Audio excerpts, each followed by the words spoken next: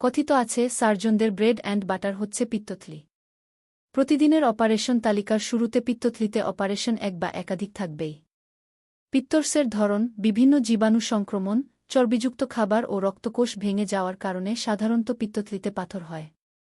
পিত্তথলির রোগগুলো: পিত্ত পাথর, পিত্ত ক্যান্সার, পিত্ত সংক্রমণ, পাথর দিয়ে অথবা পাথরবিহীন, এছাড়া পিত্ত পাথরের বিভিন্ন জটিলতা। রোগের লক্ষণ: পেটের ডান দিকের উপরিভাগে ব্যথা, পিঠের দিকে ডান পাশে ব্যথা। সময়ে সময়ে ব্যথা ডান কাঁধে উপলব্ধি করা, পেট ফাঁপা, চর্বি জাতীয় খাবারে অস্বস্তি অনুভব হওয়া, জন্ডিস, জ্বর, বমিভাব, বমি হওয়া ইত্যাদি লক্ষণ দেখা দেয়া।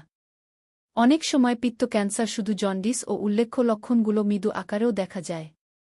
মনে রাখতে হবে, পিত্তথলির ক্যান্সার যখন ধরা পড়ে তখন অনেকাংশেই চিকিৎসার পরিধিকে ছাড়িয়ে যায় এবং কোনোভাবেই 6 মাসের অধিক রোগী বেঁচে থাকে না।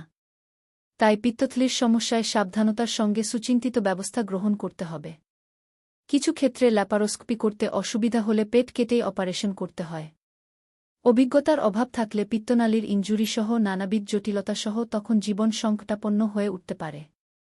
তাই বিশেষজ্ঞ চিকিৎসকের পরামর্শে সঠিক চিকিৎসা নিন। লেখক: জেনারেল ল্যাপারোস্কোপিক, কলোরেক্টাল ও ক্যান্সার বিশেষজ্ঞ সার্জন, ল্যাবেইড স্পেশালাইজড হাসপাতাল।